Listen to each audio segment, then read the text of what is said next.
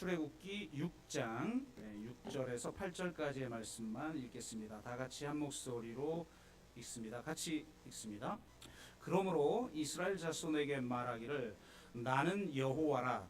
내가 애굽 사람의 무거운 짐 밑에서 너희를 빼내며 그들의 노역에서 너희를 건지며 편팔과 여러 큰 심판들로서 너희를 속량하여 너희를 내 백성으로 삼고 나는 너희의 하나님이 되리니 나는 애굽 사람의 무거운 짐 밑에서 너희를 빼낸 너희의 하나님 여호와인 줄 너희가 알지라.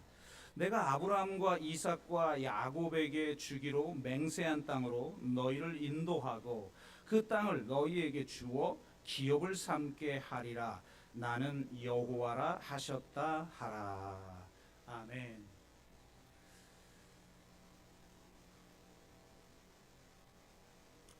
지난주에 그리스도가 만든 차이를 이야기, 공동체, 상상력 세 가지 차원으로 정리할 수 있다는 말씀을 드렸습니다. 지난주 설교 때 이를 소개하면서 시간을 좀 당기기 위해 상상력 파트를 생략하였는데요. 몇몇 분들이 상상력이 무엇인지 좀 궁금하다는 질문들을 해 주셨습니다. 그래서 그냥 생략하고 넘어갈 수 없게 되었어요. 하여 오늘은 이 상상력의 비중을 두면서 그리스도가 만든 차이에 대해 다시 한번 이야기를 나누도록 합니다. 또한 다음 주에 더수 3.0 설명회를 하기 때문에 왜 7가지 키워드를 선정하였는지에 대한 설명도 곁들여 같이 말씀을 드리도록 하겠습니다. 그러니까 우리가 명심해야 할 것은 하나님이 한 개인의 영혼을 구원하기 위해 출애굽을 행하신 것이 아니라는 점입니다. 그것은 새 출애굽을 일으키기 위해서 이 땅에 오신 예수 그리스도의 구속 사역도 마찬가지죠. 성경은 이렇게 말합니다. 내가 애굽 사람의 무거운 짐 밑에서 너희를 빼내며 그들의 노역에서 너희를 건지며 편팔과 여러 큰 심판들로서 너희를 속량하여 너희를 내 백성으로 삼고 나는 너희의 하나님이 되리라. 그러니까 하나님이 그들을 구속한 목적은 내가 너희의 아버지가 되고 너희는 내 백성이 될 것이다. 이 이야기가 구약 성경에 계속 반복해서 이야기됩니다. 아브라함과 이삭과 야곱에게 주기로 맹세한 땅으로 너희를 인도하고 그 땅을 너희에게 주어 기업을 삼게 하리라.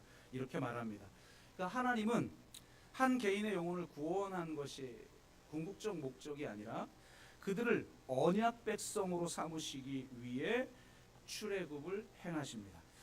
출애굽을 통해서 새롭게 하시는 이 약속은 한 개인이나 민족에 대한 비전이 아니라 온 세계에 대한 새로운 대안적 이야기에 관한 것입니다. 애굽에서 그들을 해방하여 가나안을 선물로 주고 그곳에서 공평과 정의, 생명과 평화, 자유와 기쁨의 나라가 실현되고 하나님이 임재하시는 성소가 되는 그런 공동체를 세우는 이야기에 관한 것이라는 겁니다. 우리는 보통 구원의 목적을 이야기할 때 요단강을 건너는 것이라고 이야기를 합니다. 찬송가 66장에도 이렇게 노래하죠. 우리가 장례식 때 참 많이 부르는 그런 노래죠. 해보다 더 밝은 저 천국 믿음만 가지고 가겠네. 믿는 자 위하여 있을 곳 우리 주 예비해 두셨네. 며칠 후 요단강 건너가 만나리.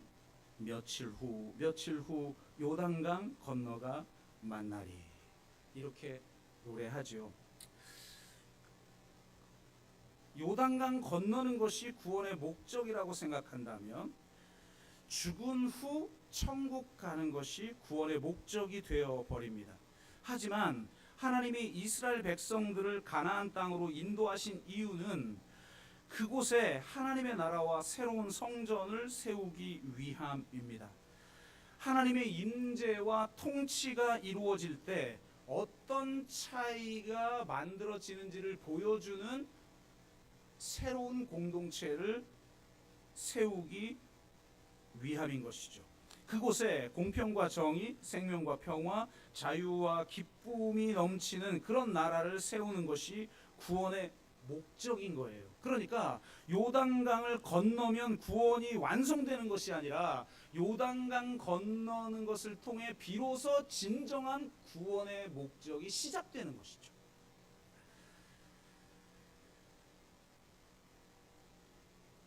요단강 건너 가나안 땅에 대안적인 사회, 하나님이 만든 차이를 드러내는 대안적 사회를 세우는 것이 구원의 목적인 것입니다.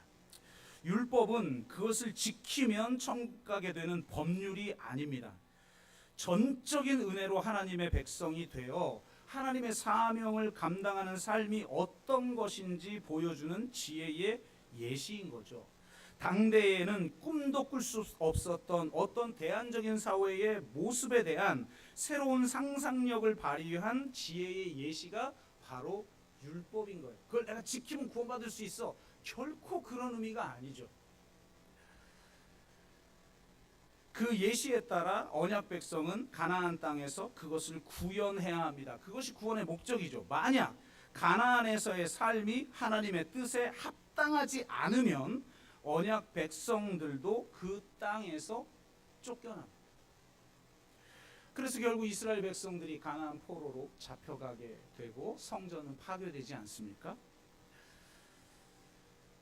상상은 공상이 아닙니다. 상상은 넘어섬입니다. 상상력이란 인과관계를 넘어서는 힘이에요. 제가 자주 강조하는 미학적 능력의 다른 이름인 것입니다. 하나님의 아름다움에 사로잡힌 자들은 이 미학적 상상력을 통해 이 세상이 상상하는 것을 넘어서서 누구나 다 예측 가능한 인과관계를 넘어서서 새로운 상상을 하게 됩니다. 미학적 능력은 동일시나 반동일시가 아니라 비동일시의 힘이죠. 그것은 탈주와 횡단의 정동입니다. 탈주는 도망이나 도피가 아니라 새로운 창조죠. 세상으로부터 탈주하는 것이 아니라 세상을 탈주케 하는 것입니다. 탈주는 기존의 것을 변형하여 새로운 차이를 만들어내는 것입니다. 이러한 차이는 기존의 영역과 개념과 경계선을 자유롭게 횡단하여 창조적 결합을 통해 새로운 길을 만들어낼 때 발생하죠. 비동일시의 능력은 기존의 것도 아니면서 그것을 부정하는 것도 아닌, 동일하지도 않으면서 반대도 아닌 정체불명의 삶이면서 기존의 것들을 매력적으로 견인해내고 변형시키는 능력이자 탈주와 횡단을 통해 끊임없이 새로운 것을 창조하는 능력인 것이죠. 성령이 오셔서 하시는 일이 바로 이것입니다. 우리 가운데 성령이 임하면 자녀들은 예언이 뭡니까? 우리가 인과적으로 A 그러면 B라는 결과가 있을 건데 그것을 넘어서는 어떤 것 하나님의 계시죠. 예언을 하고 젊은이들은 환상을 봐요. 환상이 뭡니까? 이 땅에서는 꿈꿀 수 없는 어떤 무엇 그것을 본다는 거 아니에요? 노인들은 꿈을 꾸게 된다고 말합니다. 성령이 임하면 예언자적 상상력이 불일 듯 일어납니다. 초기 교회는 새로운 상상력으로 새로운 구원 이야기, 새로운 나라 이야기, 새로운 성전 이야기를 구현하였습니다.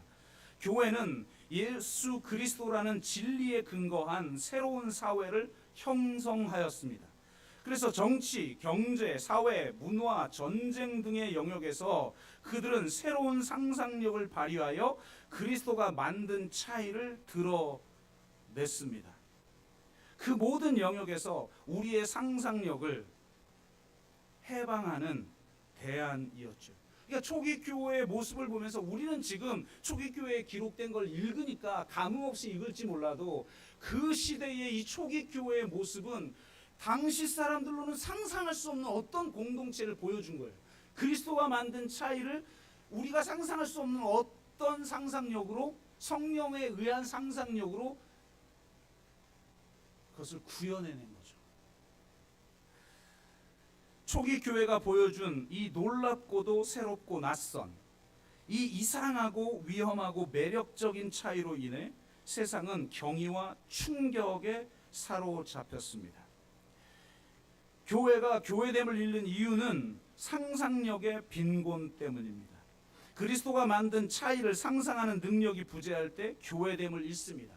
그것을 잃어버리게 되면 더 이상 이 세상에 경의를 선물해 줄 수도 없고 충격을 줄 수도 없어요. 왜? 세상과 교회가 하등 다를 바가 없는데 무슨 경의를 경험하고 무슨 충격을 받습니까? 교회가 교회됨을 잃어버렸을 때 나타나는 현상이죠. 그리스도가 만든 차이를 요즘 용어로 정리한 것이 7가지 키워드입니다. 대체로 여러분들 교회 다니는 사람들에게 매우 생소한 언어들이죠. 상식의 중간지대, 생태정한 마을, 환대의 공동체, 돌봄의 공동체, 코면주의, 머물고 싶은 로컬, 마을 커뮤니티 센터. 그리고 이 7가지 키워드별로 여러분 다 책갈피를 받으셨지만 하위 키워드가 3개씩 있어요. 그건 더 생소하죠. 이렇게 교회에는 다소 생소한 언어를 사용하는 이유가 있습니다. 그게 바로 선교적 이중 언어 문제 때문에 그렇습니다. 여러분들이 외국에 나가서 선교할 때 한국어로 안 하죠. 그 나라 언어로 말하죠. 그렇다면 이 세상에서도 우리가 복음을 설명할 때 우리만 알아들을 수 있는 말로 하는 게 아니라 이 세상 사람들의 언어로 이야기를 해야 되는 거예요. 그게 선교적 이중 언어죠. 제가 얼마 전에 아테네 아레오바고에서 바울이 한 설교를 소개한 적이 있어요. 바울은 아테네 사람들에게 설교하면서 교회 용어가 아닌 그들이 사용하는 언어를 통해서 복음을 소개합니다. 유대인들을 향해 설교할 때는 구약부터 그 구원의 내러티브를 쫙하게 설명하면서 그것의 최종적 완성이 예수 그리스도야. 이렇게 설득하죠. 전부 설교가 다 그러잖아요. 사도행전에 나오는. 그런데 구약을 알지도 못하는 사람, 하나님의 구원의 계획을 들어본 적도 없는 아테네 사람들에게 복음을 전할 땐 그들이 사용하는 언어를 가지고 복음을 전하죠. 예를 들면 이런 식이에요. 내가 두루 다니며 너희가 위하는 것들을 보다가 알지 못하는 신에게 라고 새긴 단도 보았으니 그런즉 너희가 알지도 못하고 위하는 그것을 내가 너희에게 알게 해줄게. 이렇게 설교하는 거죠.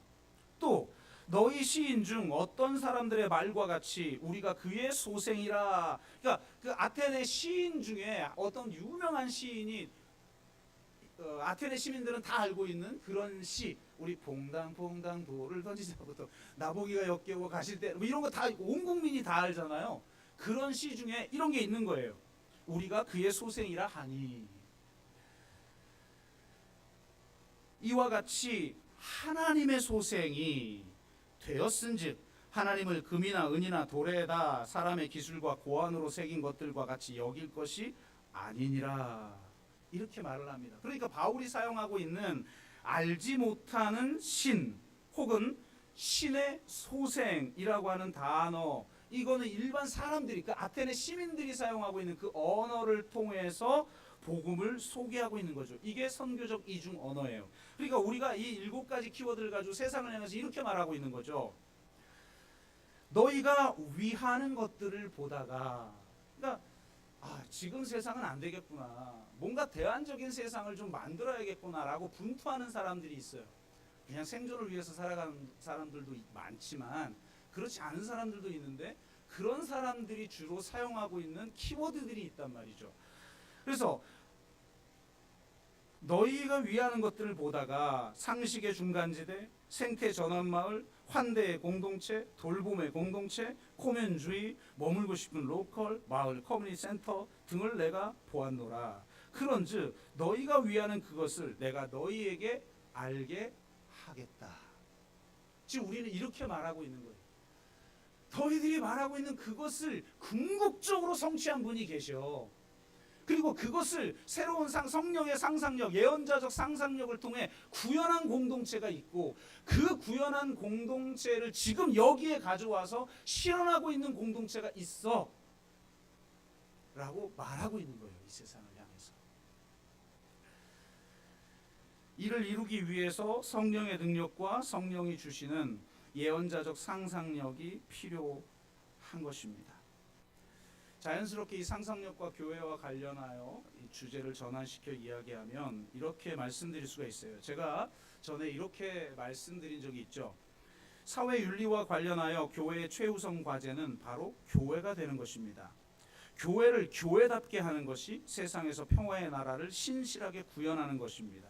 그렇다면 교회에 사회 윤리가 따로 있는 것이 아니라 교회 자체가 곧 사회 윤리입니다. 교회는 그리스도가 만든 차이를 구현하는 공동체입니다. 그리스도를 따르는 모든 이에게 진짜 위험은 믿지 않는 게 아니라 우리가 믿는 바가 교회나 세상에 아무 차이도 만들어내지 못하는 것입니다.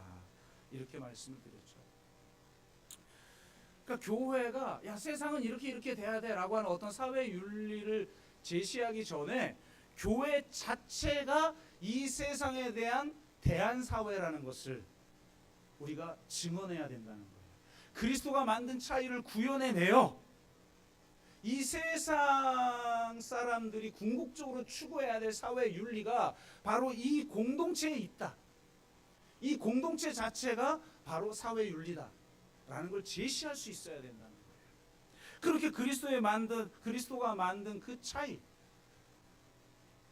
차이를 우리가 온전하게 드러내지 못할 때 교회됨을 잃어버리게 되는 것이고, 교회라는 이름은 가지고 있으나 실상은 교회가 아니어서 결국 우리가 하나님을 혹은 그리스도를 내어 쫓는 그런 교회가 되어 버린다는 겁니다. 저는 대다수의 지금 한국 교회가 그러고 있다고 봐요.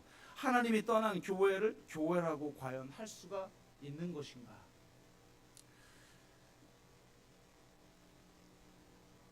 지난주 정교회의 대주교인 안토니 블룸의 책을 제가 읽게 되었습니다. 근데 그 중에 놀라운 이야기 하나를 이 안토니 블룸이 이야기를 하더라고요. 우리가 흔히 교회를 하나님의 집이라고 그러죠. 뭐 그리스도의 몸이라고도 이야기하고 성령이 거하는 성전이라고도 이야기하고 여러 개 이야기하지만 하나님의 집이라는 말도 있잖아요. 근데 이 안토니 블룸이 이 하나님의 집을 뭐라고 이야기하냐면 교회가 하나님의 피난처가 되어야 한다는 의미라는 거예요. 그러니까 교회가 하나님의 집이란 교회는 하나님의 피난처가 되어야 한다는 의미다. 여러분 이거 굉장히 놀랍지 않습니까? 우리는 흔히 어떻게 노래하죠? 하나님이 우리의 피난처죠. 오늘 가사에도 있었던 것 같은데 찬양에 우리가 하나님에게 피하면 하나님은 우리를 안전하게 보호해 주신다는 거예요. 우리는 늘 이렇게만 이야기하는데 이 안토니오 블룸은 교회가 하나님의 피난처라는 거예요. 너무 멋지지 않습니까? 우리는 언제나 그러면서 이렇게 말합니다. 교회는 하나님의 피난처, 하나님의 집, 그분께서 머물 수 있고 그분을 대하는 곳입니다. 교회를 세우는 일은 하나님을 원하지 않는 곳에, 하나님을 무시하는 곳에, 하나님을 거부하는 곳에, 하나님을 박해하는 곳에 우리가 하나님의 피난처를 마련해 드리는 것입니다.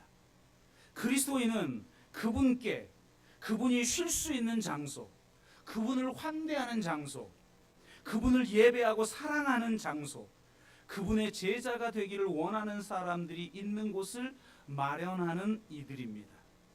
그리고 그분이 사람을 보내 이 세상에서 당신을 선포하도록, 인간에 관해 이야기하도록, 인간의 위대함에 관해 이야기하도록, 인간의 소명에 관해 이야기하도록, 하나님과 같이 위대해지도록 우리를 부르셨다고 외치도록 기꺼이 그분의 전령이 될 수 있는 사람들이 있는 곳을 마련하는 이들입니다. 이거 너무 멋지지 않습니까? 정말 교회란 이런 곳이 아닙니까? 주님은 서로를 미워하는 사람들에게, 차별하는 사람들에게, 이 세상의 이주민과 난민들과 소외된 자들과 약자들과 소수자들을 핍박하는 자들에게, 무고한 피를 흘리는 자들에게, 하나님을 거절하는 자들에게 버림받아왔습니다. 심지어 주님은 자신을 믿는다라고 하는 사람들로부터 버림을 받아왔습니다. 요한계시록 3장 20절은 이렇게 기록하고 있죠. 볼지어다 내가 문 밖에서 두드리노니 누구든지 내 음성을 듣고 문을 열면 내가 그에게로 들어가 그와 더불어 먹고 그는 나와 더불어 먹으리라. 여러분, 이 구절 어디서 접하죠? 전부 전도지에서 우리는 이 구절을 읽습니다. 세상 믿지 않는 사람들에게 예수님이 당신의 문을 두드리고 있어요 라는 의미로 이 구절을 사용합니다. 그런데 정작 요한계시록 3장 20절은 누구에게 한 말입니까? 교회들에게 한 말이에요. 교회들이 예수님을 내어 쫓았다는 거예요. 그래서 문 밖에서 지금 교회들을 향해 문을 두드리고 있다는 거예요. 나는 너희와 더불어 먹고 마시기를 원한다. 너희들이 나의 피난처가 되기를 원한다. 내가 이 세상에서 버림받고 있는데 너희들에게까지 버림받고 있다.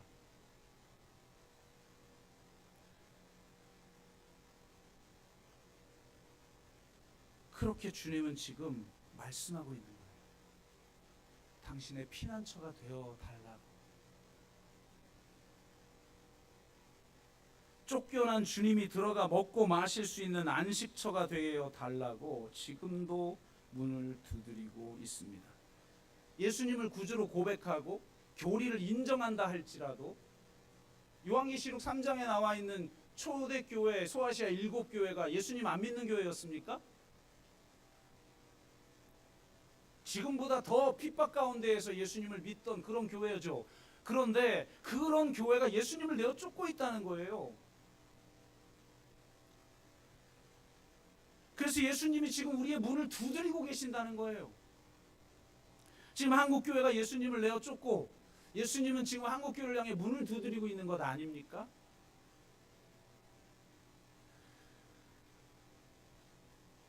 우리가 예수를 구주로 고백하고 교리들을 인정한다 할지라도 지극히 작은 자를 섬기지 않으면, 서로 사랑하지 않으면, 온전히 하나 되지 아니하면, 온전한 평화를 일구어내지 못한다면 우리는 주님을 내쫓는 사람인 것입니다.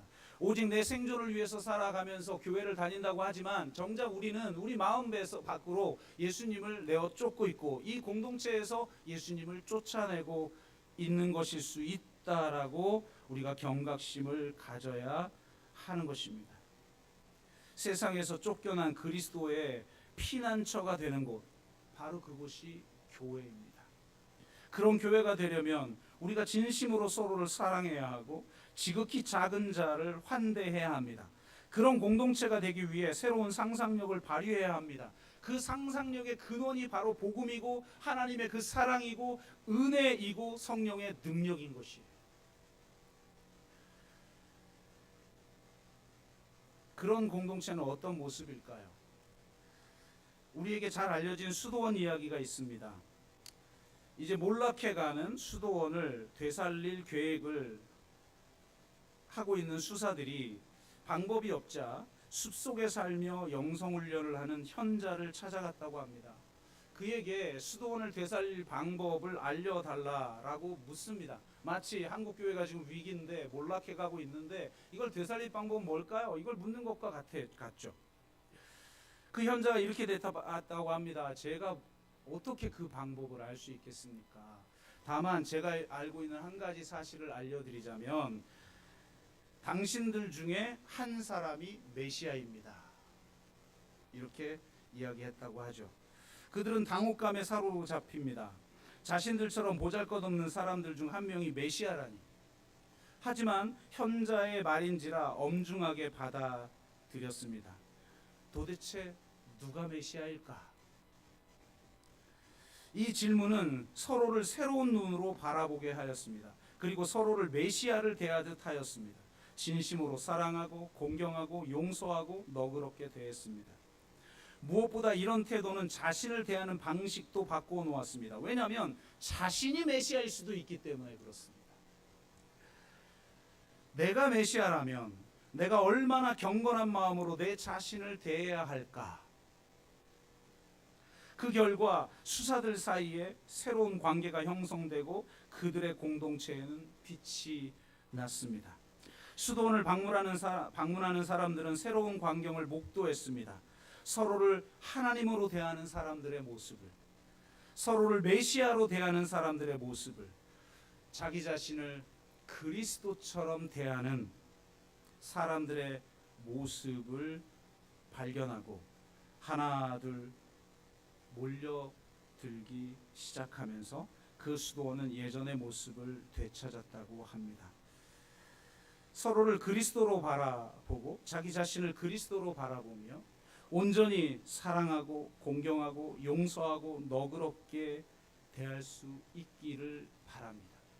거기서부터 시작함으로 그리스도가 만든 차이를 온전히 드러내는 그런 공동체가 되기를 바랍니다. 서로를 향해 당신이 그리스도입니다, 나 또한 그리스도입니다 라고 고백하는 공동체가 되기를 바랍니다. 오늘은 주님이 오시는 공간을 준비하는 기간인 대림절 첫 번째 주일인데, 우리가 그런 공동체가 되어 주님이 찾아올 수 있는 하나님의 안식처가 되기를 주의 이름으로 축복합니다. 우리가 함께 찬양하고 기도하겠습니다.